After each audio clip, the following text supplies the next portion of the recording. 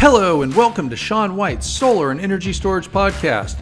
This edition is called Solar Energy Fundamentals Part 1. When light comes from the closest star, which is the sun, it will give us solar power and solar energy. We are going to talk about the difference and how to quantify irradiance and irradiation. We also get into solar insolation.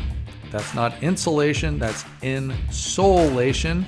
Tilt angles, peak sun hours in different locations, including Germany, the home of Hermann Scheer, who kicked off the solar revolution. To have fun and to learn more about solar and energy storage, go to solarsean.com. And now, on to solar power and solar energy. Irradiance and irradiation. That's irradiance and irradiation. This has to do with sunlight. Irradiance is solar power. Irradiation is solar energy.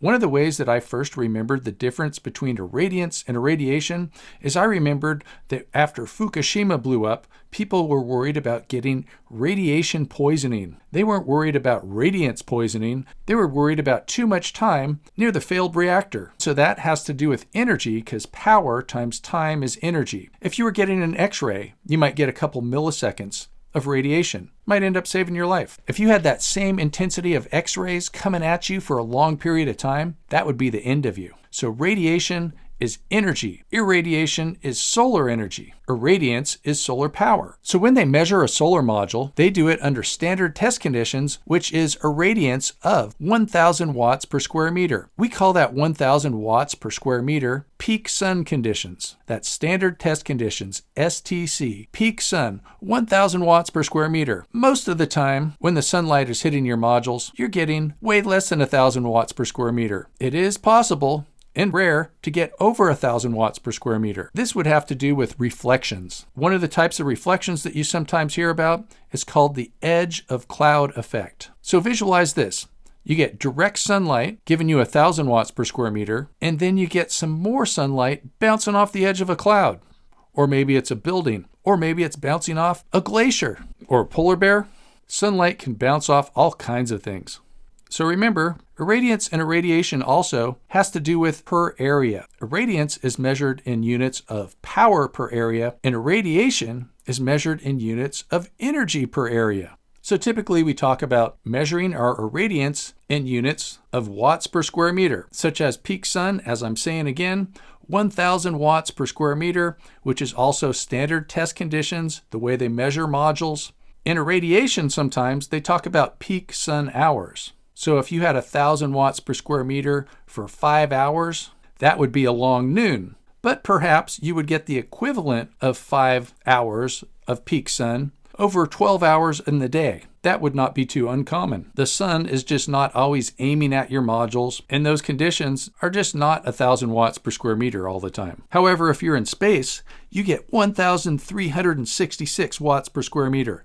That's called the solar constant. Probably not something you're going to be tested on for the North American Board of Certified Energy Practitioners, but if you're trying to get NASA certified, you better know that one. There's an extra 125% correction factor for irradiance.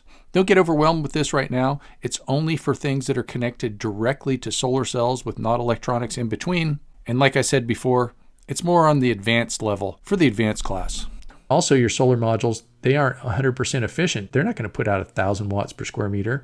They might put out 150 watts per square meter because that would make them 15% efficient if they put out 150 out of 1,000. And we're going to do some calculations that have to do with that. We can take the dimensions of a module, figure out how much power comes out of it, know 1,000 goes into it, figure out the percentage efficiency of that module. Isn't that easy? So you will see a lot of modules these days, about 20% efficient, plus or minus a few percent, depending on how expensive the modules are. Insolation is like a conjugation. Conjunction, junction, what's your function? Let's talk a little bit about insolation, and that's like a conjugation, and it stands for incident solar radiation. And so insolation, not to be confused with that stuff in your attic, insulation, which is a good idea, But insolation, incident solar radiation, is typically when you measure how much solar energy is hitting a surface at a particular angle. A lot of the data has been collected at a latitude tilt or latitude plus 15 tilt or latitude minus 15 tilt, because people were optimizing for winter at latitude plus 15, optimizing for summer at latitude minus 15, or optimizing annually at just a latitude tilt, or even a better tilt than latitude that you can figure out with software. Or in most of the United States, 30-degree tilt is pretty optimal to get the best amount of solar energy out of your system. And so insolation, incident solar radiation, that is solar energy, not solar power. Solar power is what? Irradiance. Solar energy is irradiation. Incident solar radiation is a type of irradiation. Another thing sometimes they call it is the solar resource. You're making a business and you're going, should I invest my $1 billion here? What's the solar resource? Some solar resources, peak sun hours for all different locations. When we talk about a peak sun hour, that's 1,000 watts, also known as a kilowatt, over a square meter for an hour. So we got a kilowatt per square meter per hour. That's a peak sun hour. So if you're an old-timer solar installer, you would have got your information probably from the NREL, National Renewable Energy Lab's Red Book, they call it. People don't really do that too much anymore because we have computers and apps and all that kind of stuff. But this is good, interesting information, good way to compare different places. And so we have San Diego getting 5.7 peak sun hours per day, Waterloo, Iowa, 4.6 sun hours per day, and then Calgary, the sunny spot of Canada, which is kind of surprising, is getting 4.9 peak sun hours per day. I did a class up there. It was for the utility. I was really surprised how much sunlight they had for Canada, but it is sort of an energy vortex up there. It was kind of weird doing solar next to all these petroleum engineers at this college. And then Philadelphia getting about 4.5, so that's not as good as Calgary, but hey, it's solar and it's a good idea. Toronto, where there was lots of solar going in when I was there in 2010 because of the good feed-in tariff that they had. I was there 1 or 2 weeks out of the month for a whole year, and they're getting 4.1 peak sun hours. They had an incentive that was giving them 80.2 cents per kilowatt hour, and right then the dollar of Canadian versus US was just about the same, and they were paying 8 cents a kilowatt hour for electricity. They were getting tenfold better for producing energy, up to 10 kilowatts. That was awesome. That really stimulated the industry, helped it get going. San Francisco Bay Area and lots of Northern California gets about 5.4, Sacramento. And what's kind of funny is the San Francisco airport is 5.4, but if you go to the Foggy Beach, you can get down to like Toronto sun, 4.1.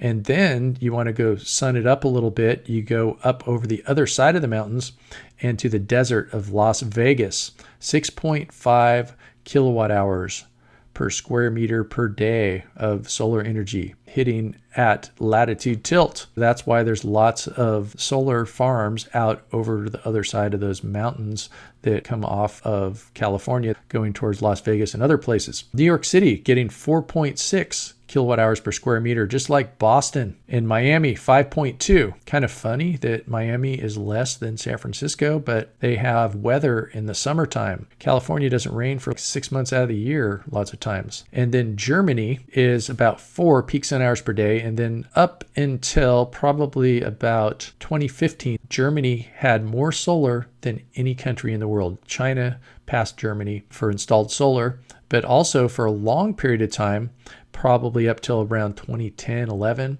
Germany had more than half of the solar installed in the world in that little country that gets 4 peak sun hours because of a solar saint named Hermann Scheer. Rest in peace, Hermann. And he got the solar industry going by inventing this thing called the feed-in tariff, which stimulated the industry for everybody, created a gold rush in Germany for a while. One test question that has shown up on the NABCEP PVA exam multiple times goes something like this. What is the best tilt angle for most of the United States for annual solar production? And that would be 30 degrees, but perhaps also it would be latitude. They're not going to give you a multiple choice question where they're going to say 30 degrees or latitude. They're not going to give you 2 right answers. At least I hope not. I don't think they're going to be that difficult. Thanks for listening, and to learn more about the sun and everything else, go to solarsean.com.